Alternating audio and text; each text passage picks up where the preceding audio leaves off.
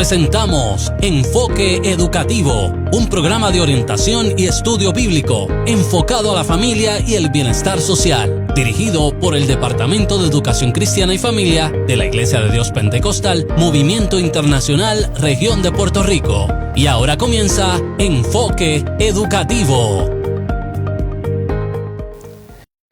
Que la gracia y la paz del Señor sea con cada uno de ustedes en este maravilloso día que nos regala nuestro Dios. Este que te saluda es el pastor Isaac Ruiz, director del Departamento de Educación Cristiana y Familia de la Iglesia de Dios Pentecostal Movimiento Internacional, Región de Puerto Rico. Y te damos la bienvenida a un nuevo episodio de nuestro programa Enfoque Educativo, donde semana tras semana trabajamos, ¿verdad?, un nuevo resumen de nuestra escuela bíblica.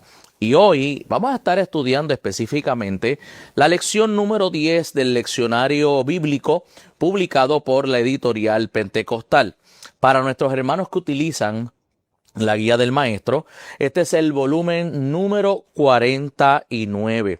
Y vamos a estar estudiando específicamente las páginas que comprenden desde las 76 hasta la 83. Y el título de la lección que nos corresponde es El juzgar a los demás. Así que vamos a estar hablando específicamente sobre ello. Y la base bíblica se encuentra en Mateo capítulo 7, versículos 1 al 6. Así que vamos a estar hablando específicamente de esa base, parte de lo que es el Sermón del Monte. Ahora, la afirmación fundamental dice: el reino de los cielos le advierte al creyente que al juzgar a los demás lo debe de hacer con discernimiento y con buena voluntad. Así que vamos a hablar sobre ese tema de lo que es el juzgar, si se puede juzgar, no se puede juzgar, qué nos dice la Escritura relacionado a esto. Ahora, vamos a estar estudiando este capítulo 7. Y el capítulo 7 es la conclusión de lo que ya hemos venido estudiando, que es el famoso Sermón del Monte. Pues es el primero de 5 discursos en los cuales se estructura el Evangelio de Mateo. Y quiero compartir esto para beneficio de todos, que podamos ver cómo Mateo trabajó todo lo que es el Evangelio del Reino, ¿verdad? Y todo lo que tiene que ver el anuncio de la persona y figura de Jesús, como Mateo específicamente lo trabajó. Así que Mateo trabaja obviamente con todo este concepto del reino de los cielos y lo estructura alrededor de unos 5 discursos distintos. El Sermón del Monte es el primer discurso, Mateo 5 al 7, en el que se presentan las bienaventuranzas y donde Jesús proclama el reino de los cielos y sus exigencias. ¿Qué espera Dios de cada uno de los que decimos aceptar el anuncio del Evangelio del Reino? El discurso número 2 es el discurso de la misión. Mateo 9, versículo 35, hasta Mateo 10, versículo 42. En este se proclama la extensión del reino de los cielos. El tercer discurso es el discurso de las parábolas. Mateo 13, ¿verdad?, versículos 1 al 52. Y allí exhibe la naturaleza del reino de los cielos, en el que se revelan 7 parábolas como misterios de dicho reino. El cuarto discurso es el discurso eclesiológico. Mateo 18, 3 al 34. En este se ilustra la comunidad que acepta el reino de los cielos. Y el último sermón es el sermón o discurso escatológico, Mateo 24 al 25, donde ahí nos urge a prepararnos para la venida del reino de los cielos. Y algo muy importante es que podamos entender el famoso concepto del ya todavía no. ¿Por qué? Porque en Mateo se presenta: el reino de los cielos está entre vosotros. Jesús dijo: si yo por el Espíritu de Dios echo fuera a los demonios, el reino de los cielos está en medio nuestro. Pero ese reino espera un cumplimiento futuro. Así que aunque ya hay una manifestación de dicho reino, ese reino espera, ¿verdad?, establecerse de manera futura, ¿verdad? Un aspecto mucho más amplio del mismo se va a cumplir en los tiempos finales. Así que ahora la conclusión de cada uno de estos discursos está marcado por la expresión aconteció que cuando Jesús terminó estas palabras. O sea que cada uno el final de estos discursos comienza con esta introducción. Así que Mateo nos deja claro de que está finalizando toda la enseñanza de lo que Jesús estuvo hablando. Así que eso lo vamos a ver en Mateo 7:28. En Mateo 11:1, en Mateo 13:53 y en Mateo 19:1 y en Mateo 26:1. Ahí están cada uno de los discursos donde se está dando conclusión a estos mensajes que Jesús fue llevando. Y los eruditos entienden que con gran probabilidad lo que Mateo quiere hacer es proyectar a Jesús como el nuevo Moisés, pero un Moisés con mayor autoridad. Y que estos 5 discursos forman un paralelismo con los 5 libros del Pentateuco. ¿Por qué? Porque Jesús dijo, yo no he venido a abrogar la ley, yo he venido a darle cumplimiento a la misma. Así que Mateo presenta a Jesús como este nuevo Moisés que establece las exigencias del reino de los cielos para cada uno de nosotros. Ahora, vamos a la parte 1, donde se nos habla del asunto del juzgar sin justo juicio. Y en la sección A se nos habla de la advertencia inicial plantada, ¿verdad?, o planteada por Jesús. Los primeros 2 versículos del capítulo 7 dice, no juzguéis para que no seáis juzgados, porque con el juicio con que juzgáis seréis juzgados, y con la medida con que medís os será medido. Primero, vamos a entrar en definición. El verbo juzgar proviene del griego krino, ¿verdad? Y krino significa yo juzgo. Y se puede traducir por juzgar, condenar, decretar, decidir, considerar, pensar, preferir, comparecer o pleitear en juicio. Este verbo aparece 115 veces en el Nuevo Testamento en una gran diversidad de contextos, incluyendo situaciones en las que es necesario juzgar o pasar juicio sobre alguna acción o situación en particular. Robertson, un gran erudito de los lenguajes bíblicos, dice que lo que Jesús desea señalar es, en esta base bíblica en específico, es el hábito de la crítica, o sea, de aventurar juicios severos e injustos, ¿verdad? Y obviamente establece que el prejuicio constituye una crítica injusta y capciosa, y eso es parte de la dinámica de lo que Jesús quiere señalar. No es todo tipo de juicio, porque entonces no podemos juzgar nada, sino este juicio que tiende a ser injusto, que tiende a ser una crítica, ¿verdad?, injusta y capciosa. Ahora, el sustantivo juicio viene del griego krima, y krima se utiliza unas 28 veces en el Nuevo Testamento dentro de una gran variedad de sentidos, tanto positivos como negativos. Así que para que podamos tener en perspectiva los diferentes usos que se le pueden estar dando a esta expresión. Ahora, el pasaje comienza en el versículo 1 con la expresión no juzguéis, y continúa explicando dicho principio de 2 maneras que contrastan, ¿verdad? Así que ahí cuando leemos las expresiones de estos versos, a simple lectura pareciera que no se debe juzgar de ninguna manera porque seríamos juzgados inmediatamente. Pero debido a que el verbo juzgar, como el sustantivo juicio, que ya vimos los diferentes términos que se utilizan, pues puede ser en un sentido positivo o puede ser en un sentido negativo. Y va a depender específicamente del contexto y de la actitud con la que se utiliza dicho término. Ahora, habría que preguntarse entonces, ¿en qué sentido Jesús advierte contra el juzgar.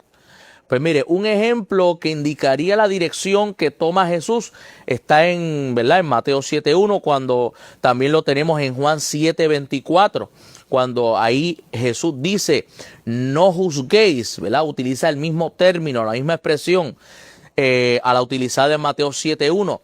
Y dice, no juzguéis según las apariencias, sino juzgad con justo juicio. Así que esa base de Juan nos ayuda a poder comprender la idea que Jesús quiere transmitir.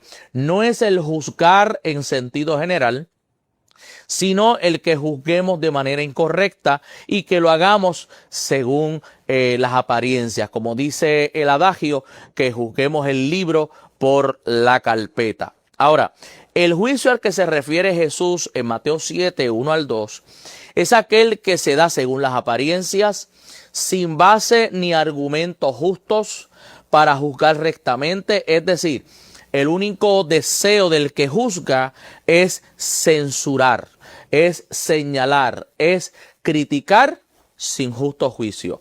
Así que en el caso de no contar, en el caso de juzgar algo, con los elementos de juicio para juzgar algo, el apóstol Pablo nos exhorta en la primera carta a los Corintios, capítulo 4, versículo 5, dice, así que no juzguemos nada antes de tiempo, hasta que venga el Señor, el cual aclarará también lo oculto de las tinieblas y manifestará las intenciones de los corazones, y entonces cada uno recibirá su alabanza de Dios. Y en ese sentido tenemos que tener mucho cuidado, porque a veces podemos ser dados al señalar a todo el mundo, ¿verdad? Y nos podemos volver expertos en criticar, en señalar, en juzgar a los demás, pero alardeamos a veces de nuestra santidad o del estilo de vida que podamos tener. Y en eso nos podemos parecer a los fariseos. Y yo he aprendido por la experiencia que a veces cuando somos muy dados, ¿verdad? Muy esmandados a juzgar a otros, es porque posiblemente estamos escondiendo alguna falta. A veces he podido ver que quien más cruelmente señala a alguien que ha caído, cuando a veces podemos ver que con menos compasión se critica o se señala a alguien, es porque posiblemente hay algún sucio debajo de la alfombra que se procura esconder. Y es en ese sentido que tenemos que entender a qué se refiere esta expresión del juzgar o el no juzgar. Ahora, el versículo 2 aplica de manera positiva y negativa.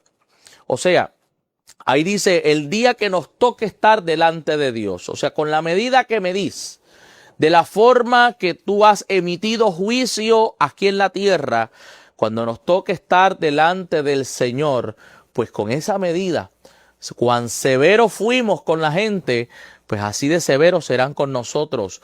Cuán misericordiosos pudimos ser, pues también no significa que le vamos a pasar la mano al pecado. No significa que vamos a dar todo lo malo por bueno. Pero de la manera en que nosotros medimos, seremos medidos el día que nos toque enfrentar juicio por nuestras acciones. Y obviamente no solamente en el tiempo del juicio. Cuando miramos esto a nivel de vida cotidiana, pues no podemos esperar que de nosotros se tenga misericordia si no hemos sabido nosotros también tener misericordia de otros. Ahora, la sección B nos habla 2 preguntas y una conclusión. Dice, ¿y por qué miras la paja que está en el ojo de tu hermano y no echas de ver la viga que está en tu propio ojo? ¿O cómo dirás a tu hermano, déjame sacar la paja de tu ojo y he aquí la viga en el ojo tuyo? Hipócrita, saca primero la viga de tu propio ojo y entonces verás bien para sacar la paja del ojo de tu hermano. Así que Jesús utiliza un contraste de forma hiperbólica, ¿verdad? Utiliza una forma bastante exagerada de comparación para crear un efecto específico. Fíjense que el sustantivo griego que se utiliza aquí para el término paja es el término griego karphos. Y karphos se puede traducir como brizna de paja o como pajita, una pequeña pajita. No se trata de polvo, sino de una pequeña astilla o pequeña partícula que puede causar irritación en el ojo. En cambio, el sustantivo griego con que se traduce el término viga, ¿verdad? Es el término griego dokon. Y dokon se puede traducir como tronco o viga. Robertson específicamente dice, es un tronco sobre el cual reposan las planchas de la casa. Así atestiguan los papiros, dice él, ¿verdad? Era un palo grueso sobresaliendo de un modo grotesco. Posiblemente era un proverbio de uso corriente citado en los tiempos de Jesús. Así que, y me llama la atención ahora los verbos. Ya vimos los sustantivos. Está haciendo una comparativa de una pequeña brizna de paja versus un tocón grande, lo que llamaríamos aquí en Puerto Rico una estaca, ¿verdad? Un palo grueso. Así que veamos, ¿verdad?, la diferencia de ambas cosas. Pero los verbos empleados en el griego son los siguientes. Para paja se utiliza el verbo blepeis, que es la forma sencilla de mirar. Yo puedo miro algo y yo estoy mirando la paja que está en el ojo de mi hermano. Mientras que para el caso de la viga es el verbo katonoeis, viene del verbo katonoeo, que significa considerar, fijarse, darse cuenta o comprender. Y este verbo se utiliza para una consideración más profunda. Así que la figura es clara. Por un lado, mientras la persona que tiene la viga se dedica a mirar, a observar la paja que está en el ojo de su hermano, el de la viga no se ha percatado, no ha considerado que tiene una estaca de madera en el suyo. Así que yo estoy acá y usted hágase la imagen visual, que es hasta casi cómica. Usted imagínese en su ojo una gran estaca, una gran viga, pero usted no está pendiente a sacar su viga. Usted está pendiente que en el ojo de su hermano hay una pequeña paja. Cuando usted tiene una gran viga que le va a impedir ver la paja en el ojo de su hermano. Lo otro que esto nos lleva es que si la paja en el ojo de aquel puede causar irritación, ¿verdad? Imagínense una paja vegetal, de una hoja seca, algo, cuando usted recorta el patio, le cae una paja en el ojo, eso causa irritación. Pues cuánto no será, no la irritación, sino el dolor de usted tener una estaca, de tener una viga en su propio ojo. Así que la imagen que utiliza Jesús es enfática, ¿no? Y nos lleva entonces a que antes de yo mirar para allá y percatarme de esa pequeña paja, tengo que mirar cuáles son las situaciones que están en mi vida, que no son paja, sino que son una gran viga, que son una gran estaca, que obviamente están provocando mucho más daño que el daño que recibe mi hermano. Se cumplen las palabras de Jesús cuando dijo que a veces, Jesús lo dijo tocante a los religiosos y los fariseos, que a veces cernimos el mosquito, pero nos tragamos el camello. O sea, a veces estamos pendientes a las pequeñeces de otros, pero no estamos pendientes a esas cosas grandes o a eso que yo llamo los pecados del alma. Y quiero ser directo con esto. A veces estamos pendientes a asuntos externos de otros, pero no estamos pendientes a los asuntos internos. Y pastor, ¿por qué usted dice esto? Porque puede ser que los asuntos externos son los que se ven, son los que cualquiera puede juzgar, pero hay algo que solamente lo juzga Dios, que son las emociones, los sentimientos. Por ejemplo, la envidia, la soberbia, el orgullo, la vanidad. ¿Sabes qué? Esos son pecados. Son pecados que a veces los escondemos, que a veces los santificamos, que a veces los vestimos de piedad.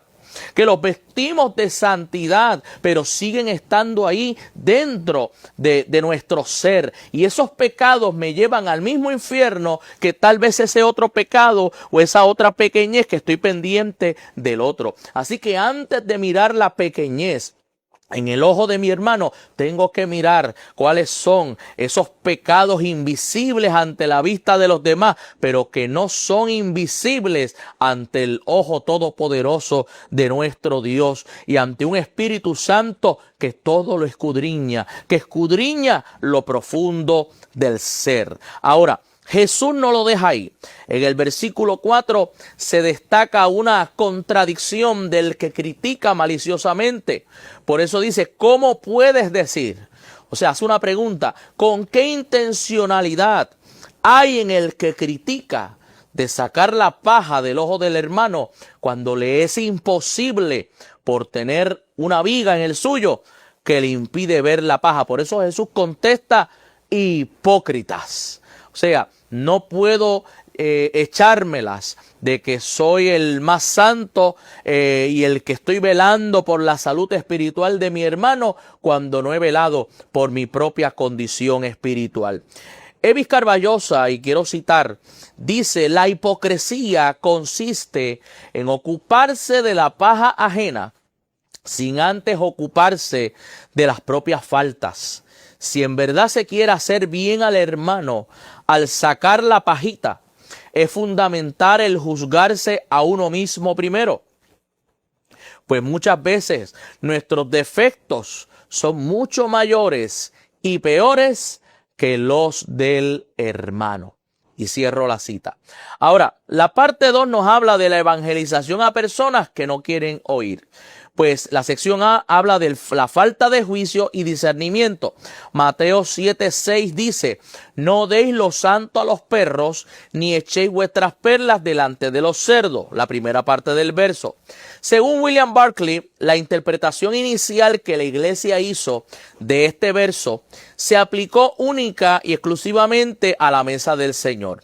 Se establecía en aquellos tiempos una valla en torno a la mesa para que todos los que no fueran cristianos consagrados o no estuvieran bautizados no fueran a tomar la cena del Señor.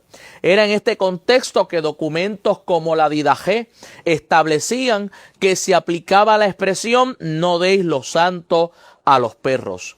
Luego Tertuliano, entre el 160 al 220 después de Cristo, se quejaba de que los herejes admitían a toda clase de personas, aún paganos, y los permitían en la mesa del Señor.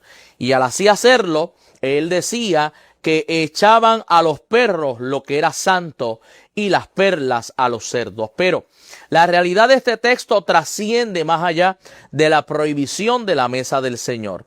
En Mateo 7, 1 al 5 se señala a los que censuran o juzgan viciosamente y caprichosamente.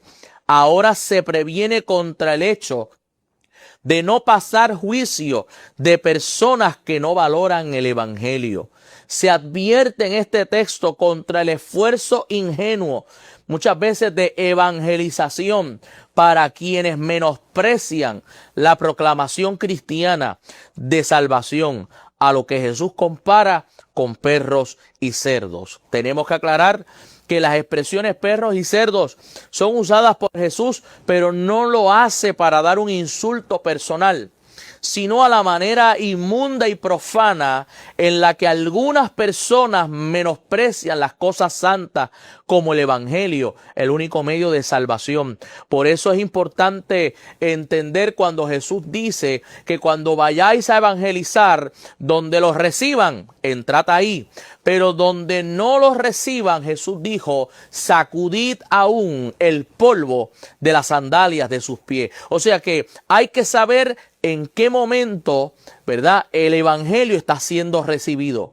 Cuando no está siendo recibido, tenemos que aprovechar ese tiempo para posiblemente evangelizar a alguien que sí está susceptible, que sí está ávido de recibir las buenas nuevas del evangelio. Ahora, la sección B nos dice resultados nefastos por la insistencia. La parte del versículo 6, sección B, dice: no sea que la pisoteen y se vuelvan y os despedacen. Pues en la primera parte del verso Jesús advierte sobre el cuidado que hay que tener al evangelizar a los no creyentes, específicamente a los que se burlan del evangelio. Pero en esta segunda sección se señala el peligro en que se incurre al no discernir en cuanto a la evangelización a personas que menosprecian el evangelio. En ocasiones, por la insistencia de evangelizar a todos y alcanzarlos para Cristo, se realiza un esfuerzo excesivo, ingenuo y en ocasiones hasta infructuoso, pues no vemos que los evangelizados no muestran el más mínimo interés. Esto puede provocar que dichas personas con sus acciones pisoteen el evangelio y que en ocasiones se tornen violentas. Pastor, ¿y qué hacemos entonces? Pues lo más prudente en casos así es buscar formas alternativas e indirectas de evangelización, como lo es el servicio desinteresado, como es la conducta piadosa. Por eso Jesús dijo que la luz no se pone debajo de un almud. ¿Para qué? Para que el mundo vea vuestras buenas obras, porque nosotros somos la luz de Cristo. Y a través de vuestras buenas obras glorifiquen a vuestro Padre que está en los cielos. Así que a través de estas formas indirectas se pueda despertar en estos incrédulos, se pueda despertar la curiosidad de ellos querer conocer el estilo de vida que usted y yo llevamos en Cristo Jesús. Por eso no insistamos cuando no se quiera recibir el evangelio. Simplemente pasemos de largo al próximo, pero busquemos la manera de indirectamente evangelizarlos por medio del amor, por medio de la conducta piadosa, por medio de la conducta santa, que demos testimonio y que nuestros actos vayan consono con nuestras palabras y que no sean nuestros actos contrarios a lo que nuestras palabras dicen y que el mundo un día nos diga: tus actos no me dejan escuchar tus palabras. Ahora, para ir resumiendo, Jesús ha advertido sobre dos maneras sobre el juzgar. La primera tiene que ver con las consecuencias de juzgar al hermano de forma viciosa y malintencionada. La segunda es sobre el juicio y el discernimiento que debe ejercitarse al evangelizar a los no creyentes para prevenir el menosprecio y las burlas al evangelio.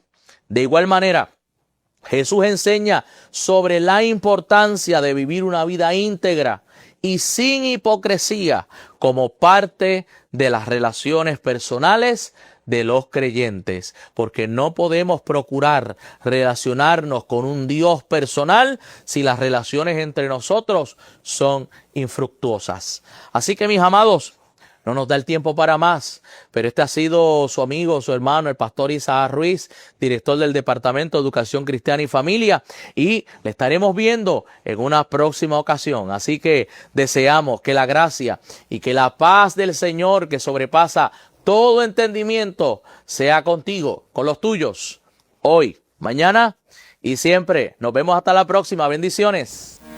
EBN Televisión, Canal 46.1 y Triunfo 96.9 FM han presentado Enfoque Educativo. Para sus dudas o comentarios puede escribirnos al correo electrónico dsf@idpmipr.com. Será hasta la próxima semana.